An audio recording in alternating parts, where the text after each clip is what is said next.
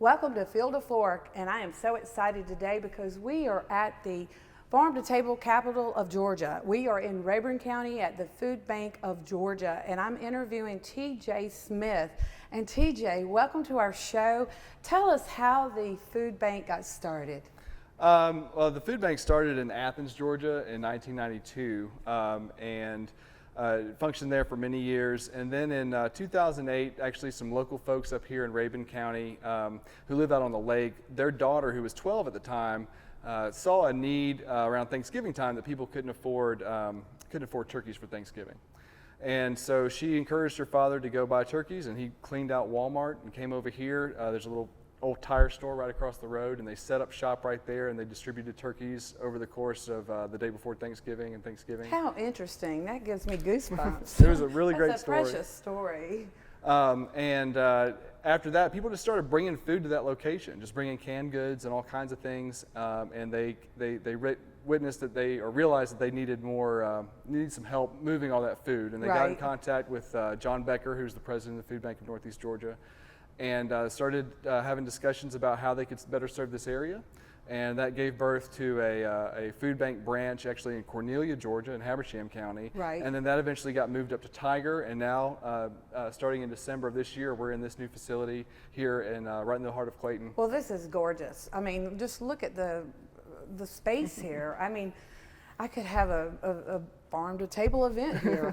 With my friends, but anyway, what is the other things happening with the food bank? What other things do you do that you would like to share with everyone? Well, you highlighted a good one right here in the middle of this teaching kitchen. This is just one component of this facility. The facility still serves as a food bank. It's a normal distribution center, so that means that we are bringing in inventory and then moving that inventory out through our agencies. And agencies are things like churches and other nonprofits and civic organizations that have the mission of ending hunger and feeding the hungry. We also have a processing facility where we are processing fresh fruits and vegetables and freezing them to extend shelf life of farm excesses that we get. So tell me, how does that work? If I'm like last year, I donated corn to the food bank because I had an excess, and you know you have so much time to put up corn, so I donated about 600 pounds. Is this open to the public, or is it just for farmers? Or yeah, we're always ready to receive donations like the one you made last year. We have a lot of people here who have large gardens in their backyard, or they have small farms, and they may have overages and they want to donate that stuff. We take on that as a fresh product, and we usually give it out as a fresh product because of scale. We also, though, are in a state that has a huge agriculture community, especially in South Georgia, where overages, of 600 pounds for you times 100. They have many tens of thousands of pounds of overage that get left in the field because either they're seconds or they're oversized or something like that. And what we're trying to do is help alleviate that farm waste, taking on that product in bulk, freezing it to extend shelf life, and then getting it out to the people in need. So how does the farmers know about you? Well, we work through the Georgia Food Bank Association, and we have a dedicated person who goes around and speaks to farms. Up here, that's my job, I'm a food hub manager. So I make a lot of the relationships with farmers, let them know about our programs, try to find ways to help farmers improve their own businesses through the food hub. But then that builds a relationship also between the farmer and the food bank. So in those times when they have a product that can't be sold and they want to donate it, we're another, it's another market for them to donate that produce and then get it to people in need. Right. And then the piece that we're standing in now is this teaching kitchen. A big part of our taking on more fresh produce is that we have to educate the public on how to use that. We're living in an age now where so much emphasis is placed on convenience, fast food, frozen things, canned goods. And a lot of people don't work with a lot of fresh ingredients. So this kitchen serves as a teaching tool to the community to educate them on how to use those fresh ingredients, how to use them in fun and inventive ways too, because we want healthy eating to be fun and we want healthy eating to be tasty. And so we work with partner agencies, we work with school groups. We had, for instance, a group of fourth graders from Raven Elementary in here this past spring. We did cooking classes with them and their parents. That's wonderful. Tell us about your big event. You have a big event coming Right. in a couple of weeks, I Yep. think. July 23rd, it's a Saturday, we are hosting our public grand opening. So we've been kind of doing a soft opening. We've been informing the public about this place and letting folks come in as they want to, but we want to open up, to the public in a big way and really introduce the community to what we're doing. So starting at 10 o'clock on Saturday, July 23rd, we're going to be opening up the doors for tours. We're going to give them a tour of the entire facility. We're going to bring them into the teaching kitchen. We're going to do, some food demos here. Out here in this parking lot area, we're going to have a farmer's market. We're going to have some artisans. We're going to have face painting for kids. That's we're going to great. do all kinds of. Yeah. It's going to be a festival kind of feeling. Yeah. So is that open up to the public to come? Anybody. Everybody. We Okay. want everybody from Northeast Georgia to come up here. That's wonderful. We primarily serve Raven, Habersham, White, Stevens, and Towns County. We certainly want those folks to come here, but folks over in Franklin County, Banks, all around this Northeast Georgia region, we want them to come through and see what we're doing here and learn more about how they can be a part of the food bank, either as a volunteer or a donor, or just, want to find out more information about what we do. Yeah, I noticed yesterday when you took me on tour, you had places like Walmart that have over excess. Right. Yep. Talk about that for a few minutes. Yeah, so as the food bank, we have two primary sources of our food. One is there's a thing called the USDA marketplace, and that's where large producers will put their overages on a marketplace where we can buy it at a reduced rate, Right. so that we can pass those savings on to our agencies so they can afford to get the food to people in need. But then we also work with a lot of our local grocery stores like Walmart. Walmart's a really great contributor. Last year, Walmart contributed over 32 million pounds of food to That's food a lot of banks. food. It is a lot. Yeah. And so they give us fresh produce, they give us stuff that may have exceeded shelf life, but they're certainly within date for consumption. Right. We take those products on, we sort them out, we get them in our shopping area for our agencies to come in and pick through, and they've been a really great partner. We pick up from them every week. Well, I just want to thank you. You've done a lot to give back to the community, and folks, that's what it's about, is giving back to the community, making a difference and making a difference in so many lives. Right. Like the young family that especially the children that they got involved to start this whole organization. Right. That's really touching, and Yep. I really thank you for allowing us to come in Oh, yeah. and share this information with the community, because everybody, you need to get up here July 23rd. July 23rd, 10 That's the a.m. to 2 event, p.m. and Yep. come support the Food Bank of North Georgia. Thank you. Thank you.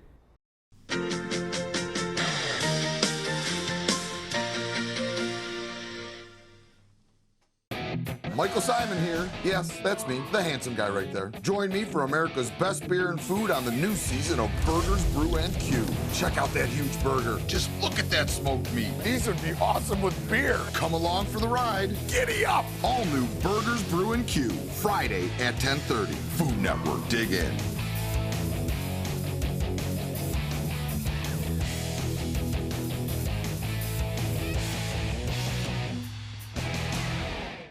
Welcome back to Field of Fork, and we're at the Food Bank of North Georgia, and we have Cara Langston here. And Cara, tell us, how did you get involved with the Food Bank?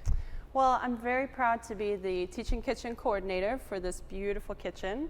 I'm a herbalist and a nutritionist, so nutrition and healthy eating is a big part of my lifestyle and something that I love to share with others as an educator.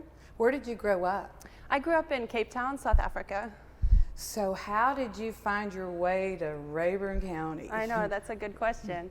I studied native medicinal plants up here many years ago with Patricia Carizzi Howell, a local herbalist, and I fell in love with the region the minute I got here.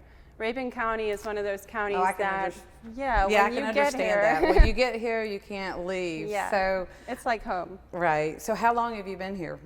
I have been up in Rayburn County actually just over a month permanently for this position, but I've been coming up here for a good 6 years now. Right, right. So tell us, what are you doing with the food kitchen? So the Teaching Kitchen is something we're so proud of, and it's going to be able to allow us to reach so many people in the community. As TJ was saying, we want to get more fresh foods into the food bank. There's issues of food security in these counties where people have such limited access to fresh food. So we want to teach them how to use all this wonderful fresh produce. And by bringing them into the teaching kitchen, we can offer all kinds of programs to people that are wanting to learn more. Really, the goal of the teaching kitchen is to empower people to make healthier choices and reconnect them with long-lost skills like cooking from scratch and growing your own food. So, absolutely. I think the Ag Commissioner has a Feed My School program. I know he does, and that's educational in itself. And you're taking it to the next level where they get hands-on, right? Absolutely. And so we're going to be offering programs where people can come in and work hands-on with local chefs or chefs we've sourced from nearby. We'll get them in the kitchen, we'll do some cooking demos, and get them really working with all these fresh, beautiful things to cook with. So we'll be offering classes like baking and even just basic knife skills, how to make pasta, how to ferment and preserve foods. Some of the things that maybe people are intimidated to learn how to do because it seems too hard. What have you been doing this summer? What programs have you offered this summer? Well, we're just getting started, but our main summer program is a summer camp for kids. So we're getting kids aged 6 through 12 in the kitchen. We're getting them to learn more about knife skills and safety with the knives, food safety, and also get hands-on with fresh produce. So we're really trying to teach the kids to learn how to eat more fresh fruits and vegetables. So would those kids stay, like if there's ages 6 to 8, would that be one program, or do you mix the whole class? This is a collaborative effort. Ages 6 through 12, we split up different chores, so different kids of different skill levels can work with different items. So that's just one of the programs we're offering this summer. We'll also be offering a canning class coming up in August. One of my favorites. And yeah, you know, you're a pro at that. I love it. And then another exciting part of the Teaching Kitchen project is we're going to be offering programs, nonprofit programs, to people in the community who really, really need some nutrition education assistance. And these programs might be targeted more towards topics such as diabetes education or dietary approaches to stop hypertension. How interesting. Yeah. I mean, that really helps. I just, I went to an interview, not an interview, but a fundraiser where they were making, it was about cardiovascular heart disease. And it's amazing how many people are on the borderline if they smoke or drink, if they're overweight. All these programs are so informative, and it's so nice that you're here, and everyone should, you know, be aware, but sometimes there's not enough awareness, and it's great that you're having these programs for the community. What other things are going on? Are you open year-round?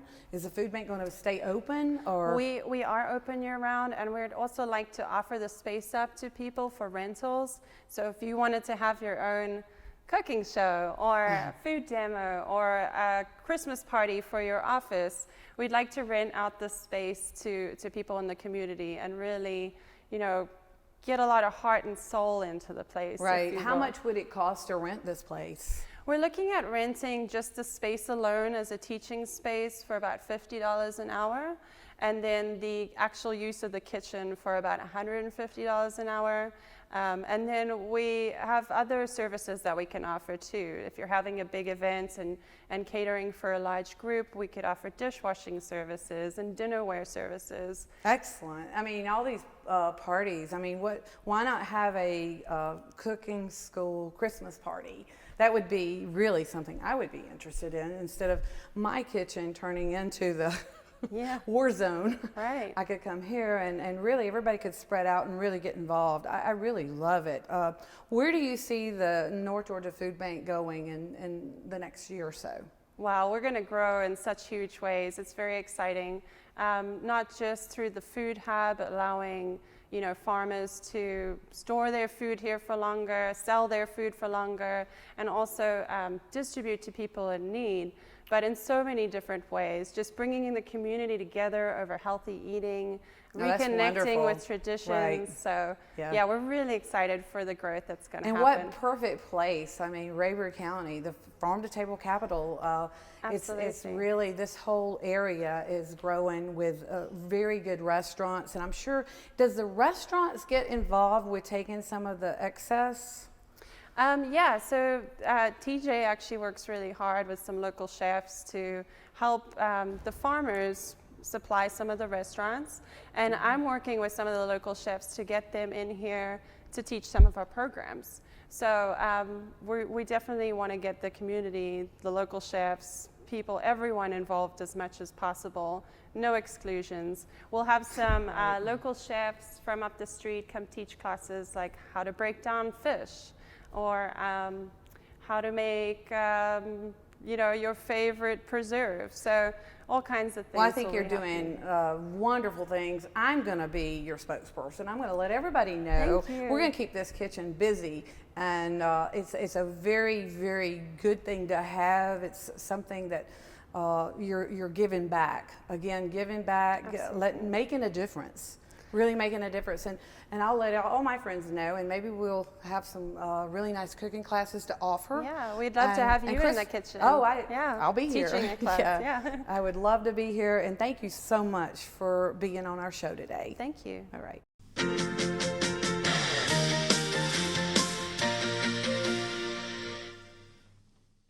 Your favorite local forecast is more local than ever.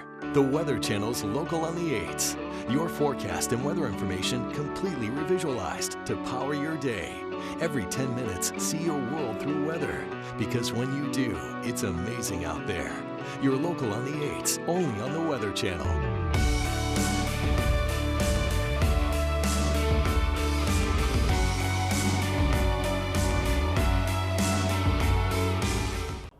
Welcome back to Field to Fork, and I know a lot of you folks have your gardens coming in, and I have a lot of heirloom tomatoes that are coming in along with the cherry tomatoes. Cara and I are going to make a couple of salads, and the first one we're going to do today is an heirloom tomato salad. I want to talk about the heirloom in just a few minutes, and Cara, why don't you start slicing these 1/4 inch slice. We're going to make a salad, a really wonderful salad that will go with so many main dishes. But the heirlooms in my garden are getting a little bit of root rot. And root rot is something that happens at the very bottom of the tomato. It's a lack of calcium. And the lack of calcium starts with a deficiency of lime. If you don't have enough lime, then that bottom part gets really dark, and it could ruin all of your tomatoes. So I'm having to go back in my garden right now and spray with some root rot. You can find this at any kind of garden centers, but you need to get on it because you will lose all of your tomatoes. This particular tomato is the heirloom, and they have a very short season. You don't have much. They don't really have much of a season at all, because once they get ripe, you need to use them. Cara is taking these tomatoes, and she's slicing up in 1/4 of a piece slice, and we're going to take these. We're going to put them in this dish here. Get these started. There's so many types of varieties of tomatoes, and this is a beef steak, and this is one of my favorites, and this is what we have in our salad today. And I'm going to have Cara finish slicing those, and we're going to make a nice vinaigrette. I have a white wine vinegar, 3 tablespoons. I have about 2 tablespoons of sugar, salt and pepper, and 3 tablespoons of extra virgin olive oil. And what we're going to do is just whisk this until the oil is emulsified.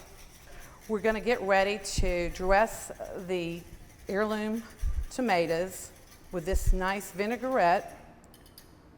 But first, we have some different types of herbs that really season the heirloom tomatoes. I grow so many types of different herbs in my garden. I have tarragon, I have chives, I have basil, lots of basil. I make a lot of pesto. And right here, this is the chives. We're just going to sprinkle over. She's going to continue to slice. We have some rosemary. There's about 2 teaspoons of each one. It's about 2 pounds of tomatoes. Here is some thyme. It's about 1 tablespoon of thyme. This is flat leaf parsley, and there's 2 tablespoons of flat leaf parsley. And then lastly is the basil. We've got the basil here, and that's 2 tablespoons as well. And what we need to do here is combine these herbs with the tomatoes, and then I have the cherry tomatoes. These are really nice. We can put these on pizza, just any kind of salad. I'll dress this, make sure all this gets together. And then we have some onions. These are Vidalia onions, my favorite. I love Vidalia onions. It's the perfect time to really take advantage of the Vidalia onions. And then lastly, we will take the dressing and just pour over it. Mix this together. And there you have it. That looks so a delicious. Beautiful heirloom Delicious. tomato salad. And this is going to be really nice with our special entree today. We'll be right back.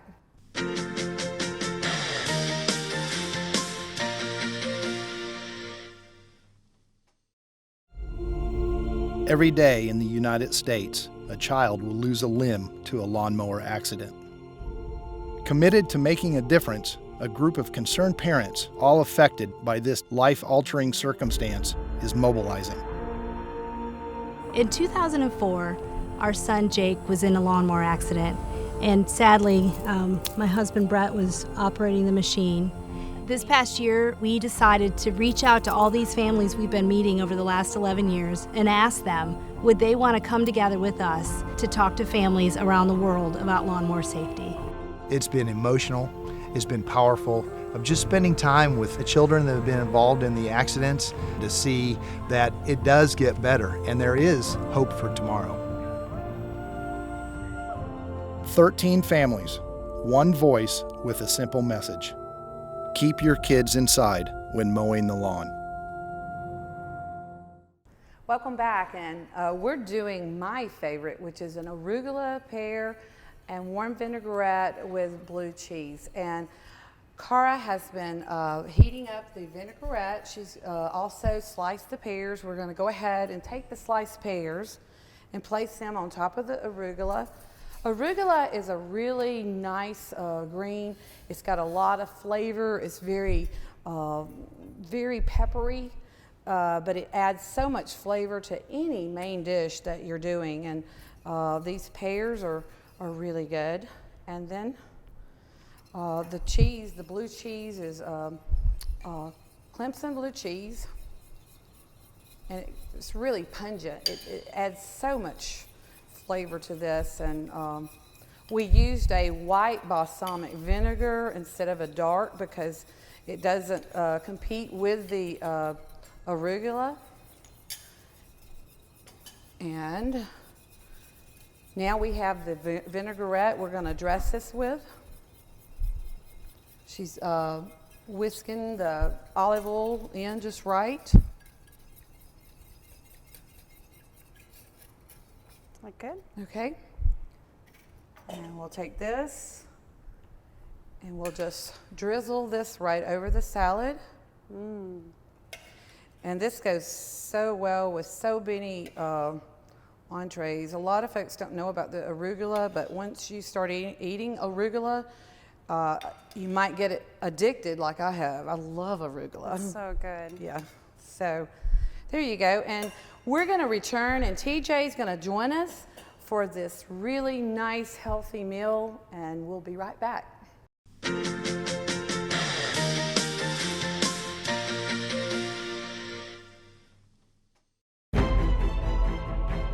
With cable television production studios in Habersham and Towns counties, you're watching Windstream Cable Television Channel 4, home of local origination programming in North Georgia.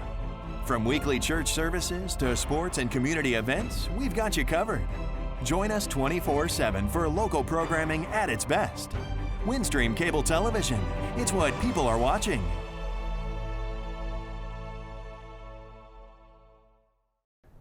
Welcome back to Field to Fork, and earlier today I had some time to prepare a Springer Mountain chicken. That was a surprise, and it's the best thing to go with what we made on these salads. So I want to really thank Cara, TJ, for allowing us to come up here and share your kitchen, your knowledge about the food bank, and the most important thing is giving back to the community and making a difference. So why don't we try some of this wonderful food? I'm ready.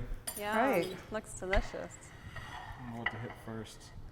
So You had me at blue cheese. the arugula is my favorite. So really good. Oh, that's so good. It was good. So you can go home and make these salads. These salads are very easy to make. It's one of my favorites, and they go with everything. So, or if you're trying to watch your weight, you can just make these salads and have it vegetarian. The heirloom salad is also a very good salad to pair with any kind of entree. So, guys, Very good. eat up. Wonderful. This is the kind of food we want to teach people about in the food bank. And with the simple ingredients, it's so easy to put together and make, and it doesn't take a lot of steps. And I think that's when students really find it hard or maybe get scared of food, is when there's like a dozen steps to a recipe. So it's real easy, and it's all about eating healthy. And thank you for joining us again today on Field to Fork. Thank you. It was wonderful. We'll see you next time.